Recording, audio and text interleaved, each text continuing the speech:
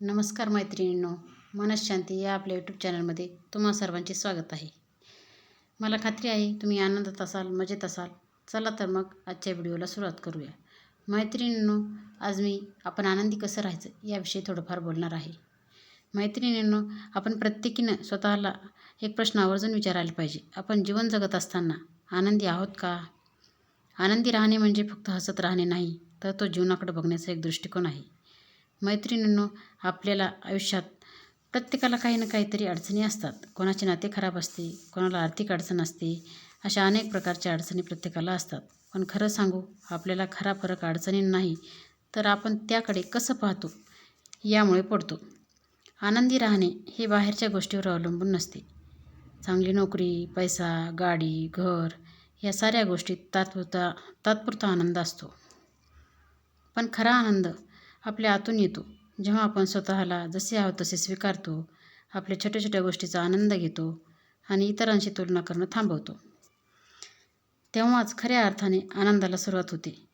आपण कधी विचार केला आहे का, लहान मुलं इतकी आनंदी का असतात? कारण ते भूतकाळात अडकत नाहीत आणि भविष्याची चिंता पण करत नाहीत. ते फक्त सध्याच्या आहे त्या परिस्थितीत म्हणजे वर्तमानात जगतात.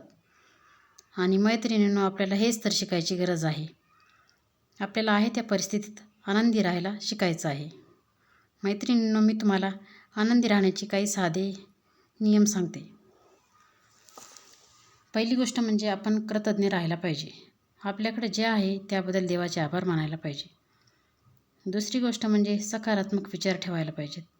प्रत्येक परिस्थितीत काहीतरी चांगले शोधण्याचा प्रयत्न करायला हवा. तिसरी गोष्ट म्हणजे स्वतःसाठी वेळ काढायला पाहिजे. स्वतःला जे आवडते ते करा. स्वतःच्या आवडीनिवडी, छंद जोपासा. आणि सर्वात महत्त्वाची चौथी गोष्ट म्हणजे लोकांना माफ करा आणि पुढे जा. आपल्यासोबत कोणी किती वाईट वागलं असलं तरी सोडून द्या. मैत्रिणींनो, आनंद हा कोणीतरी देणं शक्य नाही, तो आपल्यालाच निर्माण करावा लागतो. व्हिडिओच्या शेवटी मी एवढंच सांगेन, आयुष्य कोणाचंच परफेक्ट नसतं, पण आनंदी राहणं ही आपली निवड असते. अच्छा तर मैत्रिणींनो, तुम्हाला व्हिडिओ आवडला असेल तर लाईक करा, शेअर करा, सबस्क्राईब करा आणि नंतर कोणत्या विषयी व्हिडिओ पाहिजे हे मला कमेंटमध्ये नक्की सांगा.